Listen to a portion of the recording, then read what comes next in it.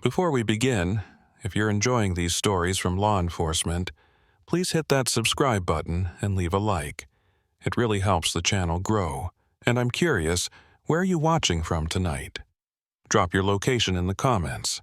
Now, let's talk about Halloween 1994, and the night I learned that some costumes aren't costumes at all. My name is Daniel Graves, and I spent 22 years as a Pennsylvania State Trooper before I retired in 2006. I've worked fatal accidents, drug busts, domestic violence calls, and everything in between. I thought I'd seen every kind of evil a person could inflict on another, but Halloween night 1994 showed me I was wrong. Some evil isn't human at all. I was 40 years old that October, a senior trooper working out of Troop M in Washington County, southwestern Pennsylvania. It's rural country out there, rolling hills, small towns, farms, and plenty of woods. The kind of place where everyone knows everyone, where people still left their doors unlocked, and where Halloween meant kids running through neighborhoods until their pillowcases were full of candy. October 31st, 1994, fell on a Monday. I'd drawn the evening shift, 6 p.m. to 2 a.m., which meant I'd be working straight through prime trick-or-treating hours. My wife Karen wasn't happy about it. Our daughter Emily was 11 and wanted her dad to take her out like I had every year before. But someone had to work, and as a senior guy, I couldn't complain too much about pulling holiday duty. "Just be safe out there," Karen said, as I headed out the door in my uniform. "And try to make it home for at least some of the night." "I'll do my best," I promised, kissing her goodbye. "Tell Em I'll take her to get discount candy tomorrow. Half price at CVS." I had no idea that by the time I got home I'd be a different person, that the things I'd see that night would change everything I thought I knew about the world. The shift started normally enough. I did my usual patrol route through Canonsburg, Houston, and the smaller towns in between. The streets were full of kids in costumes, parents walking alongside with flashlights, teenagers in groups pushing the boundaries of how old was too old for trick-or-treating. I waved at families, kept an eye on traffic, made sure everyone stayed safe. Around 7:30 p.m., just as it was getting dark, I got my first call. Dispatch came through on the radio, the voice of Linda Murphy, who'd been our dispatcher for 15 years. "Troop M14, we have a 911 call from 4287 Hickory Lane in Cecil Township. Caller reports suspicious persons in tactical gear following his family during trick-or-treating. He's armed and requesting immediate assistance." I felt my stomach tighten. Armed civilian, suspicious persons, trick-or-treating. That was a recipe for tragedy if not handled carefully. "M14 responding," I said into the radio. "ETA 8 minutes. Any description on the suspicious persons?" Caller states there are 5 individuals, all wearing black tactical gear, vests, boots, and full face masks. They were observed following the family for approximately 10 minutes. Caller drew his weapon and confronted them. Subjects fled into woods near Muse Bishop Road. Black tactical gear, full face masks. That didn't sound like Halloween costumes. That sounded like something else entirely. I hit my lights and headed toward Cecil Township, a quiet residential area about 15 minutes outside of Canonsburg. Hickory Lane was in one of the nicer neighborhoods, big houses with large yards, perfect for trick-or-treating. I radioed for backup and got confirmation that Trooper James Morrison was also en route. When I pulled onto Hickory Lane, I immediately spotted the family. A man in his late 20s stood on the sidewalk, his arm around a teenage girl and a young boy. Even from 50 feet away, I could see they were shaken. The man had his hand near his waistband, and I made a mental note that he was likely still armed. I approached slowly, hands visible, calling out before I got too close. "State Police, I'm Trooper Graves. Are you the one who called?" The man nodded, his jaw tight. "Marcus Bennett. This is my sister Savannah and my nephew Jackson. We were walking back to our car when we noticed someone following us." I pulled out my notepad. "Can you tell me exactly what happened?" Marcus took a breath, clearly trying to stay calm for the kids. We'd been trick-or-treating for about 2 hours. Everything was normal, everyone was friendly. But when we were heading back to the car, I looked across the street and saw someone standing in a dark yard. No porch lights on, just this person standing there in all black. At first, I thought it was just someone trying to be creepy for Halloween, but something felt off. "What made you think that?" "The way they were dressed.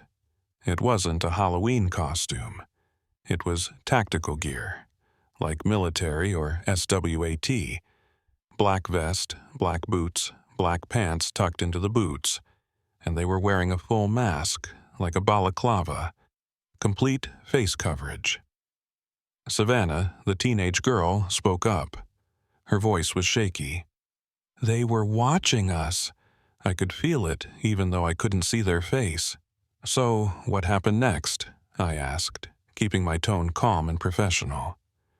"I told the kids to stay close and we kept walking toward the car," Marcus continued. "I kept looking back and the person was still there, just standing and watching. Then, when we got about a block away, I heard footsteps behind us. Heavy footsteps like boots on concrete. I turned around, and there they were, following us." "Just one person at that point?" "Yeah, just one. But when I saw them up close in better light, I realized how serious this was. This wasn't some guy trying to scare people.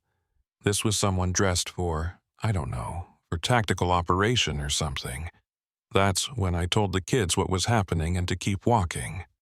Jackson, the young boy who looked about 11, added quietly, "He told us not to look back.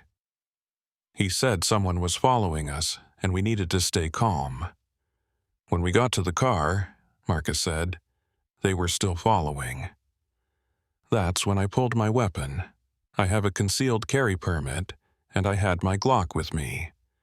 I pointed it at them and asked why they were following us. My hand instinctively moved near my own weapon. How did they respond? They raised their hands like they were surprised. Then they slowly took off their mask.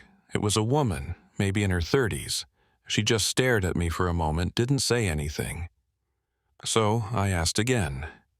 That's when she gave me this story about being an undercover cop investigating a break-in. What exactly did she say? Marcus's expression darkened. She said she was an undercover cop, that there'd been a break-in report, and that when I looked at her funny, she thought I was the suspect. She told me to lower my weapon or she'd arrest me for threatening an officer. That made no sense on multiple levels. Did she show you any identification? No, no badge, no ID, nothing, and her story didn't add up. Why would an undercover cop be standing in front of a house facing away from it if she was investigating a break-in? Why would she be in full tactical gear if she was undercover? And what was with the hooded cloak she was wearing over the gear? She had a cloak?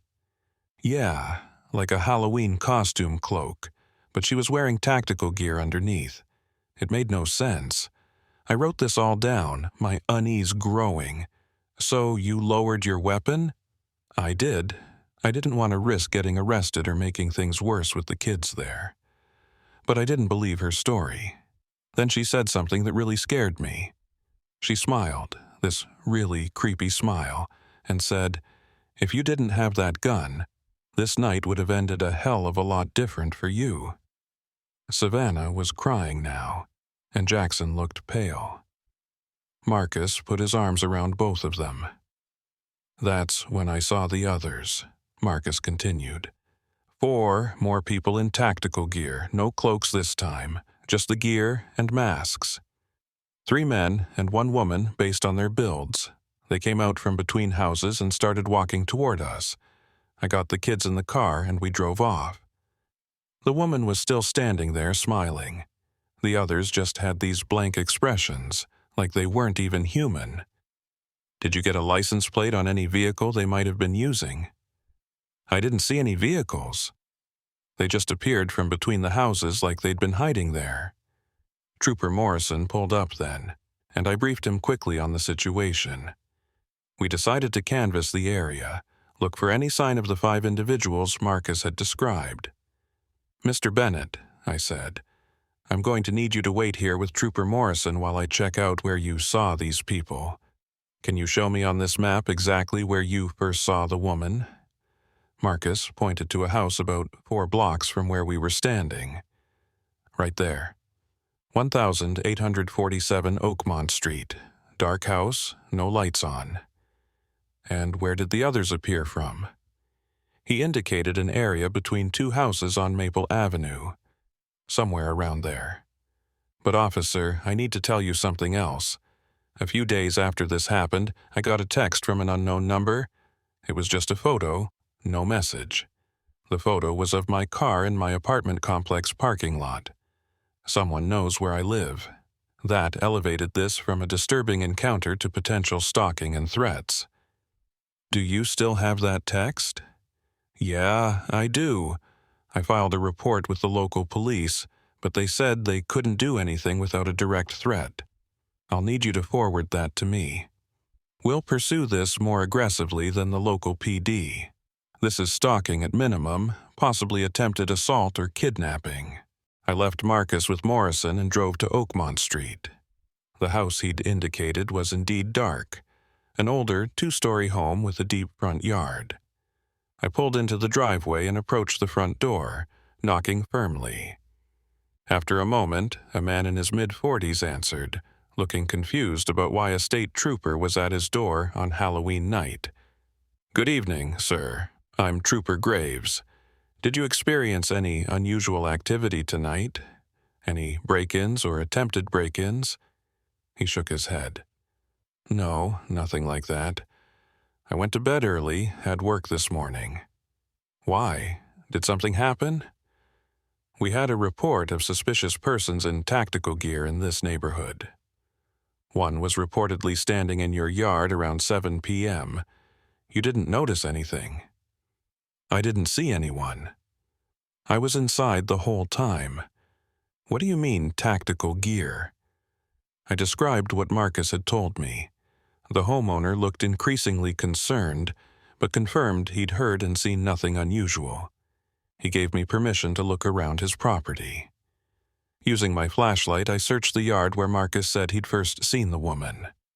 The grass was slightly disturbed, like someone had been standing there, but that wasn't conclusive. What I found next made my skin crawl. Near the tree line at the back of the property, I found footprints. Heavy boot prints pressed deep into the soft earth, but they didn't lead anywhere. They just stopped at the edge of the woods, like whoever made them had simply vanished. I called Morrison over. "Look at this. Prints just end.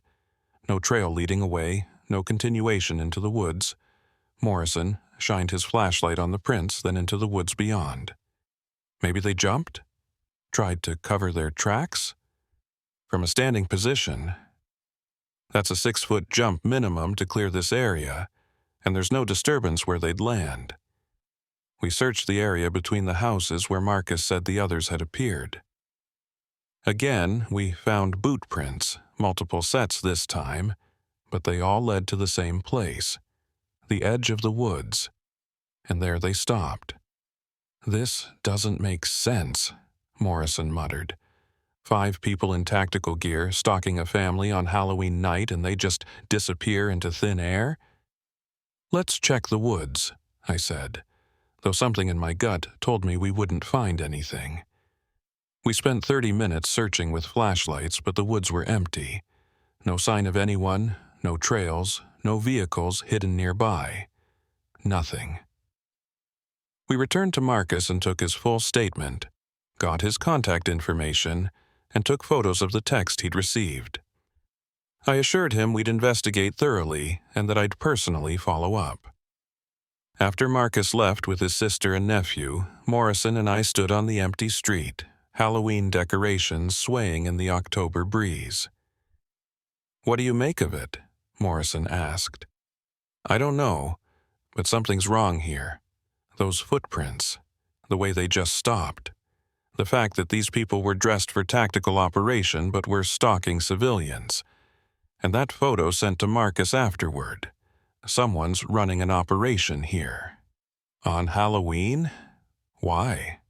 "Best time to move around unnoticed," I said. "Everyone's in costume. Lots of people out on the streets. Easy to blend in. Easy to watch potential victims without raising suspicion until it's too late." "You think they're planning something bigger?" "I don't know.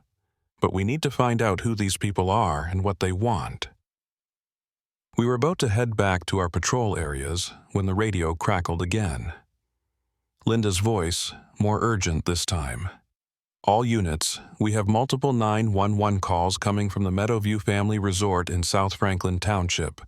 Reports of suspicious persons in tactical gear watching children during a Halloween hayride. Callers describe 5 individuals matching the description from the Cecil Township incident. Respond immediately." My blood ran cold. They were still out there. And now they were at a resort where there would be dozens of families, hundreds of potential victims. "Morrison, you take the Oakmont area. Keep searching." "I'm heading to Meadowview." I hit my lights and siren and headed south on Route 19. Meadowview Resort was about 20 minutes away, a small family place that hosted events and had cabins for rent.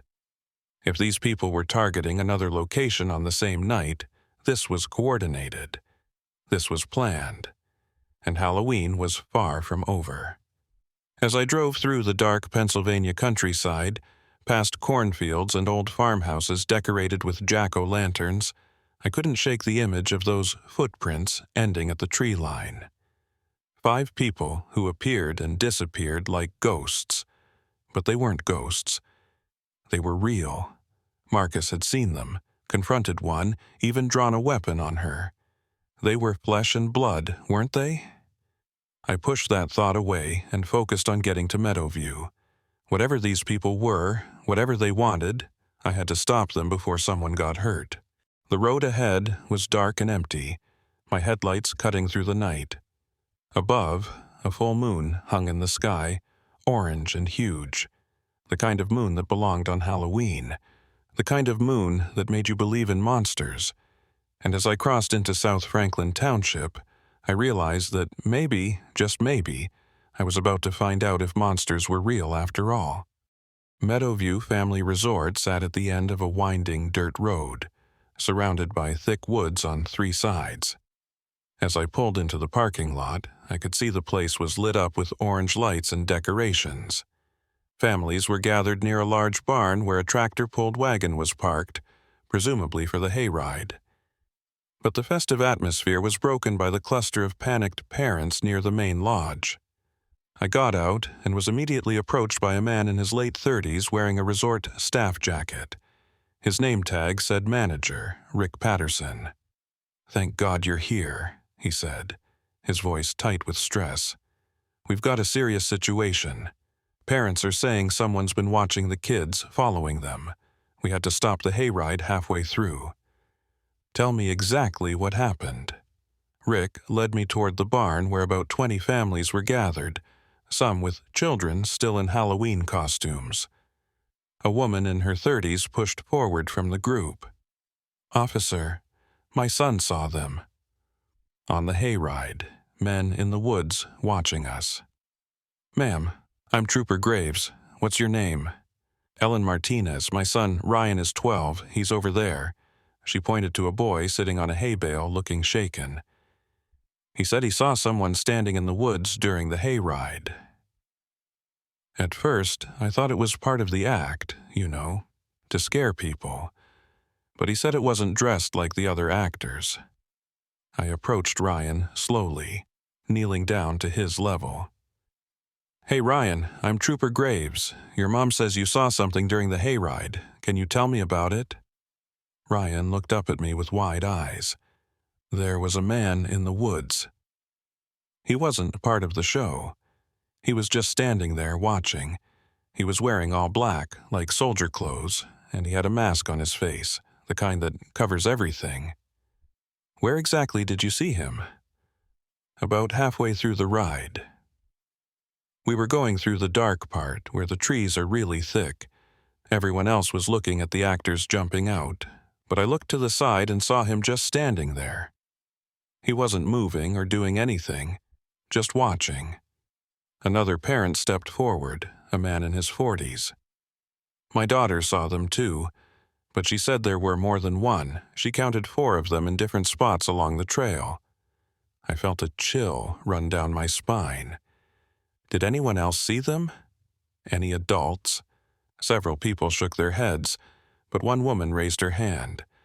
I saw something. I thought it was part of the show at first, but when I really looked, I realized the person wasn't dressed like the other actors. They were in tactical gear, like police or military, and they were watching us, not trying to scare us, just watching. I radioed for additional units and asked Rick to show me the hayride trail. We took flashlights and walked the path the tractor had followed. The trail wound through dense woods, with torches placed at intervals to light the way. The actors are positioned here, here, and here, Rick said, pointing to various spots. They jump out, make noise, scare people. Standard haunted hayride stuff, but we've never had anyone else on the trail. The woods are posted as private property. We don't allow anyone back here except staff. As we walked deeper into the woods, I started noticing things. Boot prints in the soft earth, similar to the ones I'd found at Oakmont Street. They were positioned at observation points along the trail, places where someone could watch the hayride pass without being easily seen. Rick, have you had any issues with trespassers recently? No, nothing. This is the first time anything like this has happened. We reached a spot about halfway through the trail where the trees were particularly thick and the light from the torches didn't penetrate well. I shined my flashlight around and saw more boot prints here. Multiple sets, all military-style tactical boots based on the tread pattern. But again, they didn't lead anywhere. They just stopped. I followed one set of prints to a large oak tree. The prints led right up to the trunk, then vanished. I shined my light up into the branches but saw nothing. I circled the tree, but there were no prints leading away. Rick, is there any way someone could have climbed this tree without leaving evidence? I don't see how. The bark is rough, you'd definitely leave marks. And the lowest branch is 8 feet up, you'd need a ladder. I examined the ground more carefully, and that's when I found something else. Scratched into the bark at about chest height were marks. Not random scratches from animals or weather. These were deliberate, carved with something sharp. They were tally marks. 17 vertical lines, crossed by 3 horizontal lines, 20 marks total. What does that mean? Rick asked, peering over my shoulder. I don't know, but someone's keeping count of something. We continued checking the trail and found similar marks on 3 other trees. Always the same, 20 tally marks, and always near spots where boot prints ended abruptly. By the time we returned to the lodge, more state police units had arrived. Sergeant Barbara Chen, my immediate supervisor, was coordinating with the resort staff to take statements from everyone who'd been on the hayride. Graves, what have we got? She asked as I approached. I briefed her on everything. The Cecil Township incident, the boot prints that led nowhere, and now the same pattern here at the resort. I showed her photos of the tally marks. 20 marks, Chen said, studying the image. 20 what? Victims? Sightings? I don't know. But Sergeant, there's something else. The descriptions match perfectly between both locations. 5 people in tactical gear, full face masks, watching families with children. They don't engage unless confronted. They just watch. Could be a gang doing reconnaissance for future crimes. Identify wealthy families, learn their patterns. That's what I thought at first. But these boot prints, the way they just end. And look at this. I showed her the photo of the prints leading to the oak tree. No indication of climbing, no prints leading away. They just stop. Chen frowned. There has to be an explanation. Maybe they're using some technique to cover their tracks. In multiple locations, perfectly executed, on the busiest night of the year when they know we're spread thin. This is coordinated, Sergeant. This is planned. Before Chen could respond, one of the other troopers called out, "Sergeant, we've got another call. Home invasion attempt in progress, Jefferson Hills. Suspect description matches our tactical gear individuals." Jefferson Hills was 45 minutes north. They were hitting multiple locations spread across the county, all on the same night. "Graves, you take that one," Chen ordered. "I'll finish up here. And, Daniel, be careful. If these people are as organized as you think, they're not going to just run when they see a badge." I made the drive to Jefferson Hills in record time, but by the time I arrived, the situation had already resolved. A man named Roger Tate, 29 years old, had barricaded himself in his upstairs bedroom and called 911. Local police had responded, and the suspect had fled before they arrived. Roger was visibly shaken when I interviewed him. He kept a baseball bat clutched in his hands as he told his story. "I was home alone, watching a horror movie. Around 10:30 I heard someone at my side door. Thought it was late trick-or-treaters. But when I opened it, nobody was there. Then 15 minutes later, I heard someone at my back door, testing the handle. That's when I saw him through the window. Can you describe what you saw?"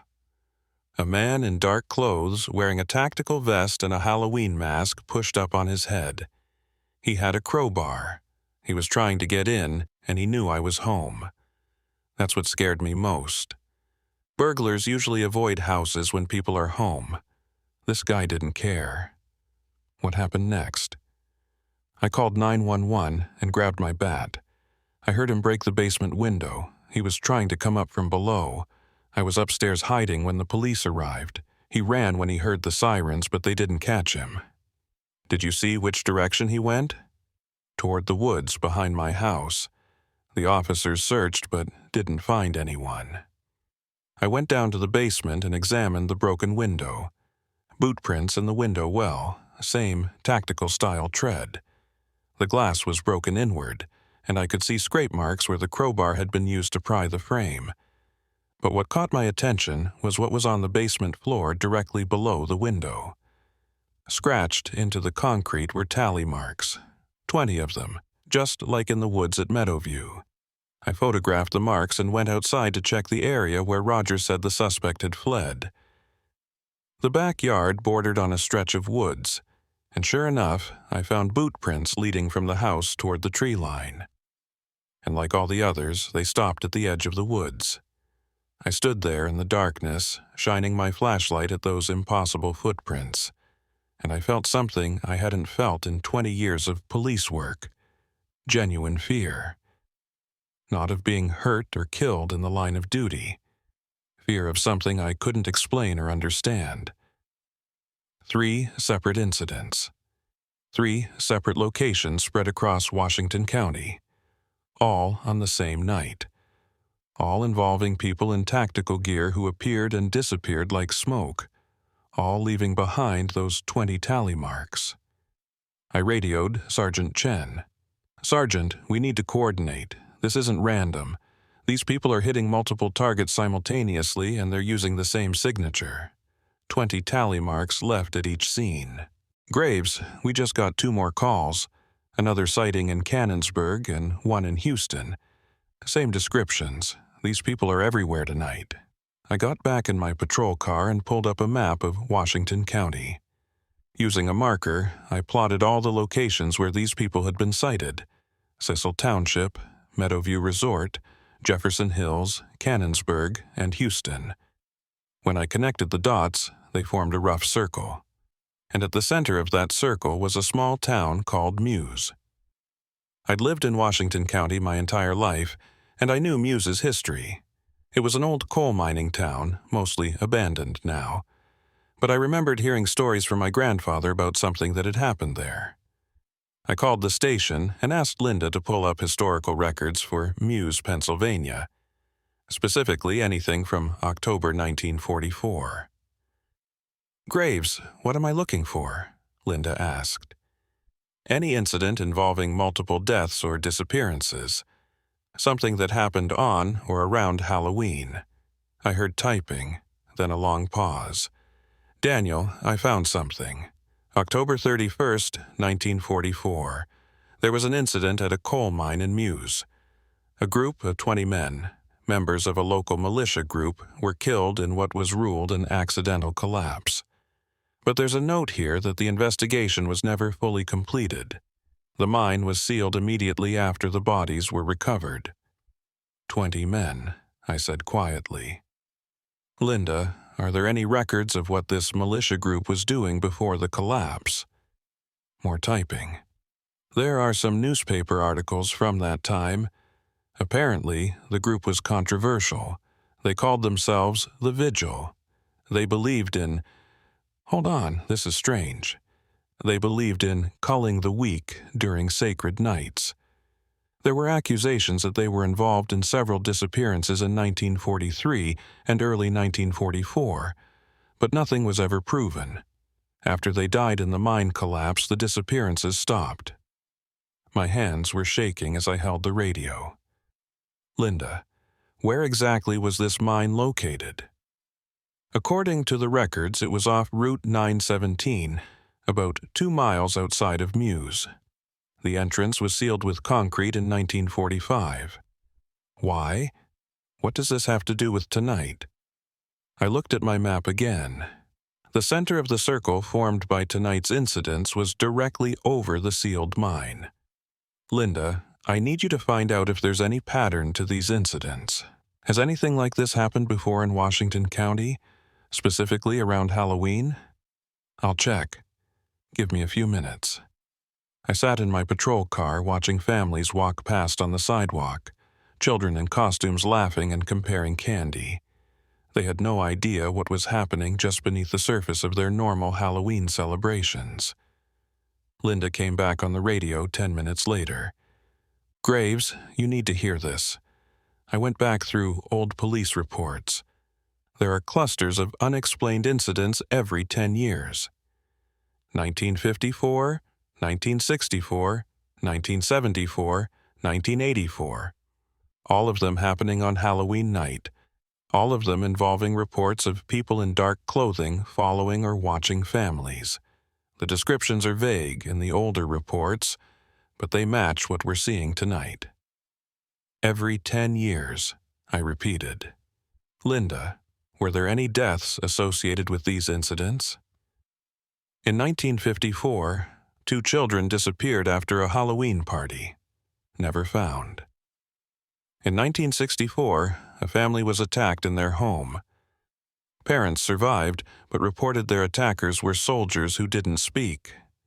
In 1974, 3 teenagers vanished from a Halloween bonfire. In 1984, she paused.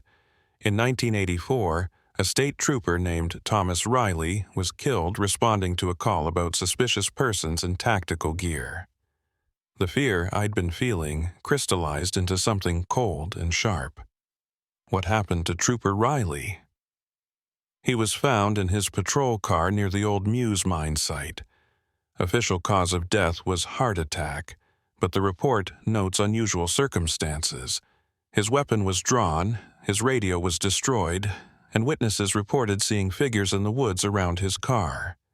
The investigation was inconclusive. I looked at the clock on my dashboard. It was 11:47 p.m. Halloween night was almost over. In 1984, Trooper Riley had died just after midnight, as Halloween ended and November 1st began. "Linda, I need every available unit to converge on my location. I'm heading to the old Muse mine site. If this pattern holds, that's where they'll appear next. And I think I know what the 20 tally marks mean." "What do they mean? They're counting victims." The original Vigil militia had 20 members. Every 10 years, they come back. And they're trying to collect 20 people, 20 victims to complete whatever sick ritual they believe in. Daniel, you can't be serious. You're talking about ghosts. I don't know what I'm talking about, Linda. But I know that people are dying every 10 years on Halloween night, and it's happening in a pattern centered on that mine. I'm not waiting for midnight to find out if I'm right. I started driving toward Muse, my headlights cutting through the darkness. Other units radioed that they were en route, but I was closest. I'd be there first. Route 917 was a narrow 2-lane road that wound through hills and past old farmhouses.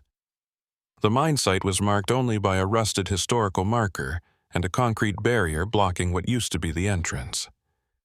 I pulled up to the site and got out, flashlight and weapon ready. The area was silent except for the wind rustling through the trees. The concrete barrier was old and cracked, covered in graffiti from decades of teenagers daring each other to visit the sealed mine. I was about to radio my position when I heard it. Footsteps. Multiple sets, heavy boots on leaves and gravel. They were coming from the woods on both sides of the road. I spun around, my flashlight beam sweeping across the tree line. And there they were. 5 figures in tactical gear emerging from the darkness. They moved in formation, deliberate and coordinated, spreading out to surround my position. "State Police," I shouted, my weapon trained on the nearest figure. "Stop where you are and identify yourselves." They didn't stop. They didn't speak. They just kept advancing, their movements synchronized like they were parts of the same machine. I could see their faces now, or rather their masks. Full coverage, tactical masks, the kind used by special forces. But something was wrong with the way they moved. Their steps were too perfect, too uniform, and in the moonlight I could see that their tactical gear wasn't quite right. The vests were old style, the boots were from decades past. This was military gear, but not modern military gear. I said stop. I fired a warning shot into the air. The next one goes center mass. That's when they did something that made my blood run cold. All 5 of them stopped simultaneously, raised their right hands and pointed, not at me, past me, toward the sealed mine entrance. I risked a glance behind me and saw what they were pointing at. The concrete barrier was cracking. No, not cracking. Something was breaking through from the inside. Chunks of concrete were falling away, revealing darkness beyond. And from that darkness, more figures were emerging. Not 5, not 10. More figures than I could count, all in tactical gear, all moving with that same synchronized precision. I grabbed my radio. "All units, officer needs assistance. Route 917, Muse mine site. Multiple suspects, heavily armed. Do not engage alone. I repeat, do not engage alone." The original 5 figures turned their attention back to me. One of them, the leader I assumed, reached up and slowly removed their mask. It was a woman's face, pale and wrong in the moonlight. Her eyes were empty, not vacant, but literally empty, like holes in her skull. When she opened her mouth to speak, her voice was layered, multiple voices speaking at once. The vigil maintains. The week must be called. 20 years, 20 souls, 20 offerings to keep the darkness at bay. We died in service. We return to serve. The vigil maintains. "You're not real," I said, my voice shaking despite my efforts to stay calm. "You're dead. You died in 1944. Death is service. Service is eternal. The vigil maintains." The other figures began removing their masks, revealing faces that were human but not quite right. Some had features that were too angular, others had skin that seemed to shift and change in the moonlight, and all of them had those empty eyes. "Tonight is the night," the woman continued. 20 marked, 20 claimed, But one remains unmarked, one who sees, one who knows. You, keeper of order. You may choose. Join the vigil, or join the offerings. Behind them, more figures continued to pour from the mine entrance. 20, 30, 40. Far more than had died in the original collapse. Or maybe, the woman said, that terrible smile crossing her face, there is a third choice. You can prevent it, you can break the cycle, but you must understand the cost. The vigil maintains because darkness must be held back. We are the wall. If you destroy us, what we contained will be free. My backup was arriving. I could hear sirens in the distance, but I realized that guns wouldn't stop these things. Whatever they were beyond bullets. What darkness? I demanded. What are you holding back? The woman pointed to the mine entrance. See for yourself. See what we died to contain. See what will be released if the offerings are not made. Against every instinct, I moved toward the mine entrance. The figures parted to let me pass. I shined my flashlight into the darkness beyond the broken concrete barrier. What I saw in that shaft will haunt me for the rest of my life. The darkness inside the mine wasn't natural. It was thick, almost solid, like looking into water so deep that light couldn't penetrate. But it wasn't the darkness itself that terrified me. It was what moved within it. Shapes, writhing, twisting shapes that hurt to look at. They pressed against some invisible barrier at the mine entrance, desperately trying to get through. When my flashlight beam touched them, they recoiled, but I caught glimpses.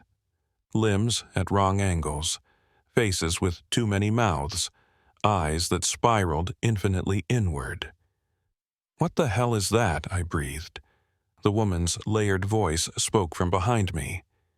In 1944, the mine workers broke through into something old, something that had been sealed beneath the earth since before humans walked these hills. We were militia. We were hunting deserters that night. When we heard the screams from the mine, we went to investigate. By the time we arrived, 12 miners were dead. The things came through the breach like a flood. We fought them. We died fighting them. And when we died, we were given a choice. I turned away from the mine entrance, unable to look at those shapes anymore. What choice? Join the darkness or hold it back? We chose service. We became the vigil. Every 10 years, on the night when the veil is thinnest, the barrier weakens. Halloween, when the dead can walk. If we do not maintain our strength, if we do not make our offerings, the barrier fails completely. Offerings, I said, understanding dawning. You're talking about the people you've been hunting. The disappearances every 10 years. 20 souls to strengthen 20 guardians. We do not take pleasure in this. We do not choose this. We serve because we must, because if we fall, everything falls with us. Backup was arriving. Sergeant Chen's vehicle pulled up, followed by Morrison and 3 other units. They got out with weapons drawn, seeing me surrounded by the tactical gear figures. "Graves, get away from them!" Chen shouted. But the figures didn't move toward me. They remained perfectly still, waiting. I held up a hand. "Sergeant, hold your fire. There's something you need to understand. Daniel, what's going on? Who are these people? How could I explain this? How could I make her understand something I barely understood myself?" The woman who'd been speaking gestured toward the mine entrance. "Show them. Let them see what we hold back." Chen and the others approached cautiously. When they shined their lights into the mine shaft and saw what writhed in the darkness, I watched their faces go pale. "What?" Morrison's voice trailed off. "What am I looking at?" "They call it the darkness," I said. The original Vigil militia died fighting it in 1944. Now, they come back every 10 years to maintain a barrier, but it costs them. They need to take people. 20 people every decade to keep their strength up. That's insane, Chen said, but her voice lacked conviction. She was staring at the shapes in the mine shaft, and I could see her rational police training warring with what her eyes were telling her. Is it? The woman asked. Look at your records. Every 10 years, we take 20. But how many would die if we failed? How many would fall if the darkness was released? You're murderers, Chen said, but her gun was lowering. You're serial killers using some kind of supernatural justification. Are we? The woman gestured to the mine. Officer Chen, would you like to test the barrier? Would you like to see if we are lying? Step closer. See what happens when the vigil is not maintained. Chen didn't move forward, and neither did any of the others. We could all see those shapes pressing against the invisible barrier, desperate to break through. There has to be another way, I said. You can't just kidnap and kill people every 10 years. There has to be a way to seal this permanently. We have searched for 50 years, the woman said. We have tried every method. The seal can only be maintained by sacrifice. Life force traded for barrier strength. Without it, the darkness spreads. First, it would consume Muse, then the county, then farther, always farther, until... She didn't need to finish. We could imagine. How do we know you're telling the truth? Morrison asked. How do we know you're not just some cult using this place to justify your crimes? The woman smiled that terrible smile. Because we are offering you a choice. We have marked 19. One more and the cycle completes. We can take the 20th, or you can offer yourselves. Join the vigil. Become guardians. Share the burden. You're asking us to become like you, I asked. To die and come back as whatever you are? We are asking you to understand. Every guardian you see here made the choice. To stand against the darkness. To protect those who cannot protect themselves. We are not monsters, Trooper Graves. We are the wall between humanity and annihilation. But the wall needs constant repair. 20 stones removed every decade. 20 must be replaced. Chen was on her radio, her voice shaking. Dispatch, this is Sergeant Chen. We need backup. And we need someone from the state police headquarters. And maybe a priest, I don't know. While Chen was radioing, I studied the figures around us. There were dozens of them now, all standing in perfect formation. Some were clearly from 1944, their gear matching that era, but others were from different times.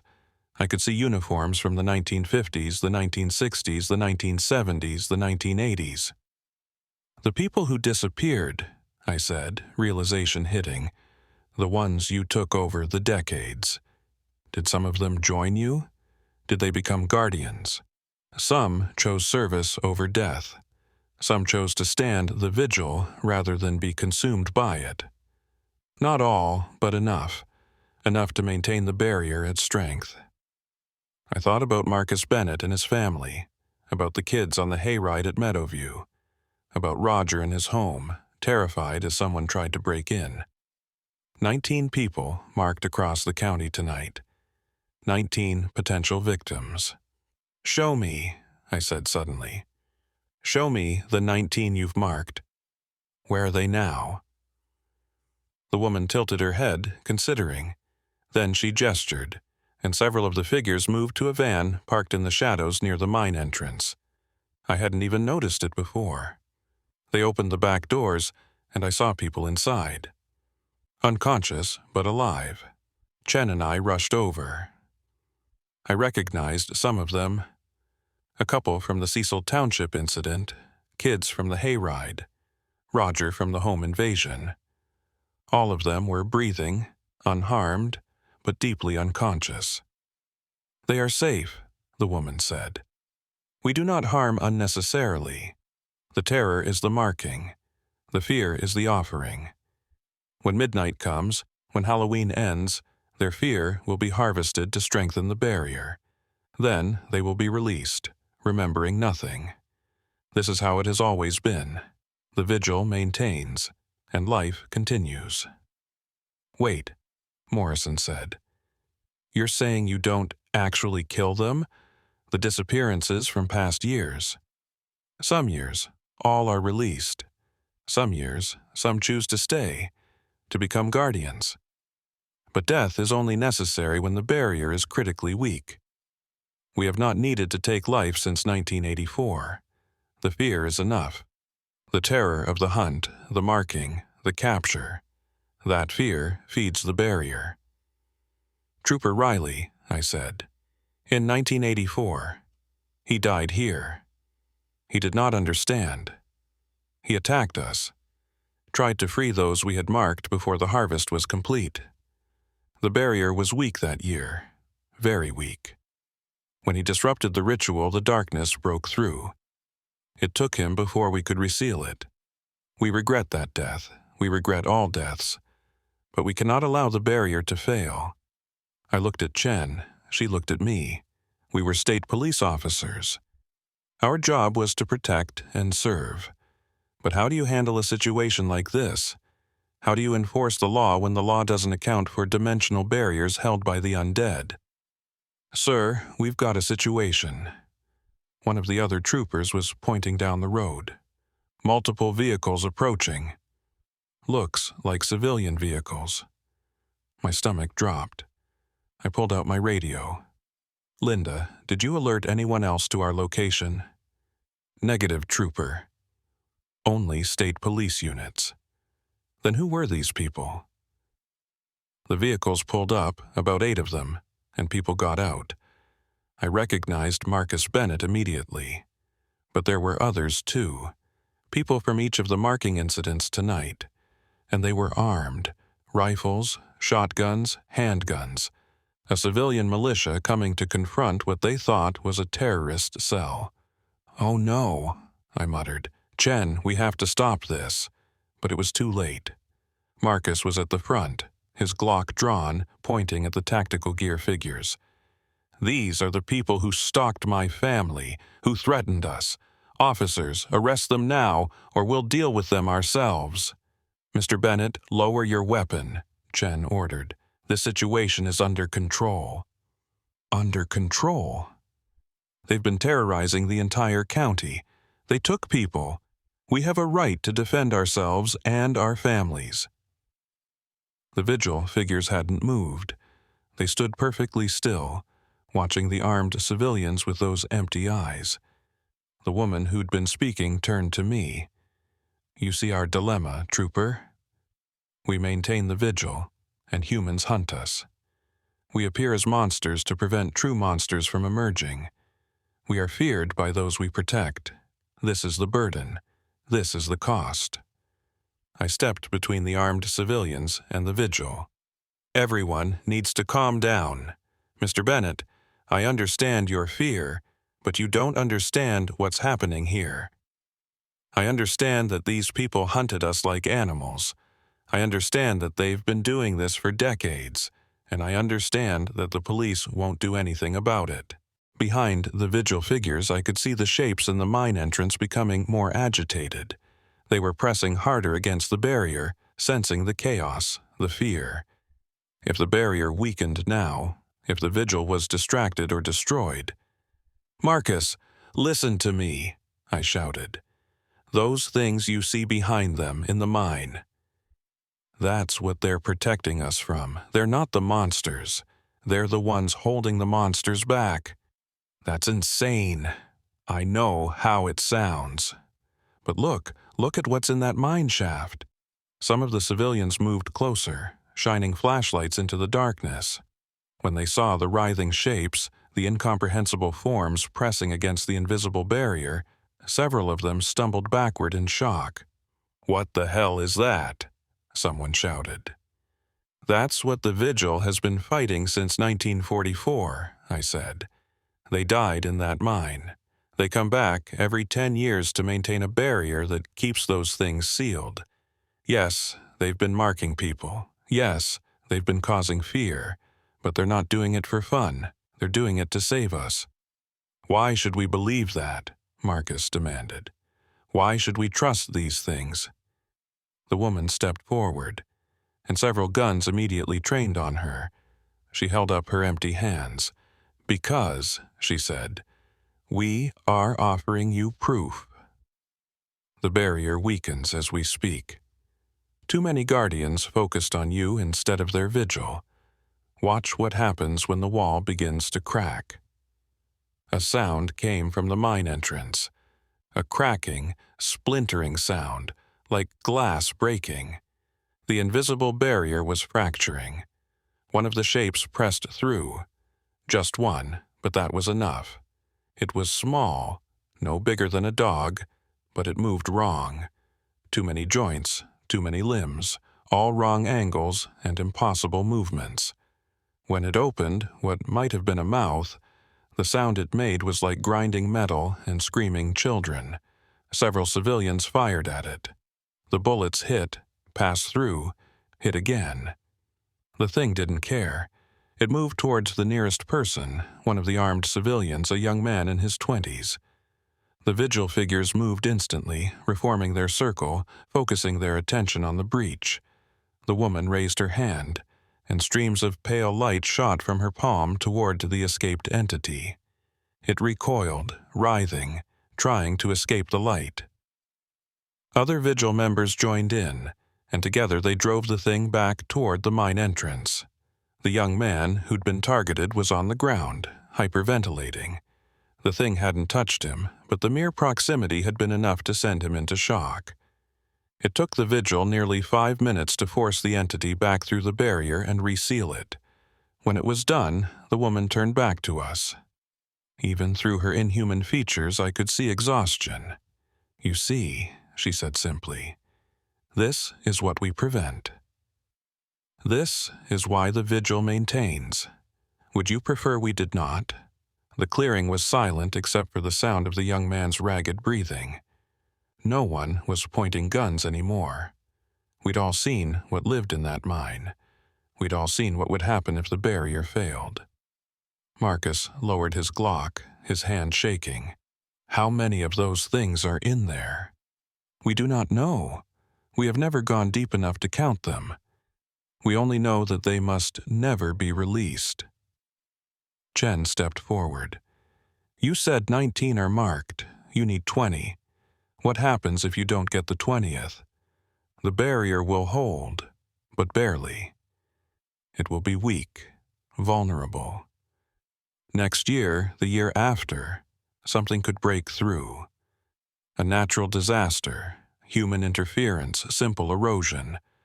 Without the full offering, the seal is incomplete."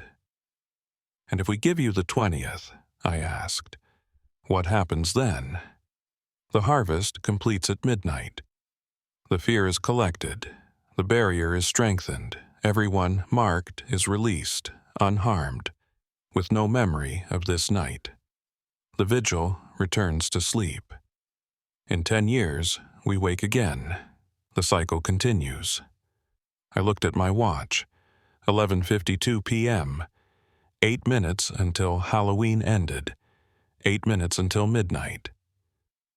"What if," I said slowly, "what if instead of marking someone else, you had a volunteer? Someone who understood what you were doing and willingly contributed their fear?" The woman's empty eyes studied me. "You would volunteer? A keeper of order, willingly becoming the offering. Not me alone, all of us." I gestured to Chen, Morrison, the other troopers. "We've seen what you're protecting us from. We understand now. Take your 20th from us. Take our fear. Use it to strengthen the barrier." Chen looked at me like I'd lost my mind. "Graves, you can't be serious. Look at those people in the van, Sergeant. They're unconscious, terrified, going to wake up with nightmares they can't remember. Look at the civilians who came here tonight, armed and angry because they didn't understand. Someone has to know. Someone has to remember. Someone has to carry this burden. Let it be us. Let it be the police. Isn't that our job? To face the darkness so others don't have to? The vigil woman was silent for a long moment. Then, in 50 years, no one has volunteered. No one has willingly offered themselves. If you do this, you will remember everything. The fear will be real. The marking will be permanent. But you will serve knowingly. You will become witnesses to the vigil. We're already witnesses, I said.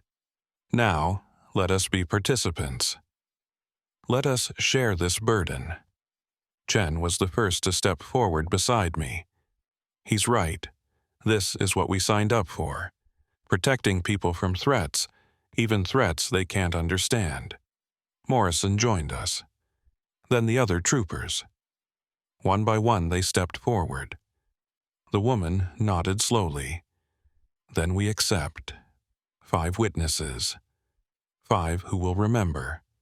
5 who will know. When the vigil wakes in 10 years, you will be ready. You will prepare others. You will ensure that the cycle continues. What do we have to do? Chen asked. Face us. Face what we are. Face what we protect against. Let the fear in. Let it mark you. And when midnight comes, let it go. The vigil figures moved closer, forming a circle around us 5 troopers. The woman stood at the center, and as we watched, she began to change. Her features shifted, became less human, more like the things in the mine shaft. Not the same, but closer. Close enough to trigger that primal fear that lives in the back of every human mind. The other vigil members changed too. Some grew taller, their limbs extending. Others seemed to fold in on themselves, becoming compressed and wrong. All of them became something that the human mind instinctively rejected, something that triggered every survival instinct. I wanted to run. Every fiber of my being was screaming at me to get away, to escape. I could feel my heart hammering, my palms sweating, my breath coming in short gasps. This was real fear, not the adrenaline of a traffic stop or even a shooting. This was existential terror, the fear of things that shouldn't exist, the fear of the unknown and unknowable.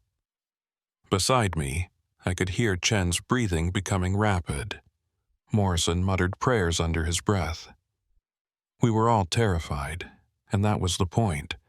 That was the offering. The woman's voice, when it came, was no longer layered. It was something older, something that resonated in my bones. When midnight comes, release this fear into us. Let us carry it. Let us use it to maintain the wall. And remember, witnesses of the vigil, remember what you saw here. Remember what you felt. Remember what you chose to face. My watch alarm went off. Midnight. All at once, the fear that had been building in me rushed out, drawn from me like water from a drain. I felt it leave, felt the terror being pulled away. Around me, the other troopers gasped as the same thing happened to them. The vigil figures absorbed it, drew it in, and as they did, they began to change back. Their features became more human, their forms less wrong. The barrier at the mine entrance glowed briefly with pale light, then faded. Halloween was over. November 1st had begun. The vigil's work for another decade was complete. The woman who'd been speaking stood before me once more, looking almost human again. It is done. The barrier holds. Thank you, witnesses. In 10 years, we will return. Be ready. Wait, I said. How do we prepare? What do we tell people? Tell them nothing. Let them forget. But you 5 will remember. When 2004 comes, when Halloween approaches, you will know. You will feel it. And you will prepare however you see fit. Perhaps by then, you will have found another way. A better way. We would welcome that. We would welcome an end to this cycle. But until then, the vigil maintains. One by one, the vigil figures walked back toward the mine entrance. They didn't disappear or fade. They simply walked into the darkness, and the darkness accepted them. The woman was the last to go. She looked back at us once, and for just a moment, I thought I saw something like hope in those empty eyes.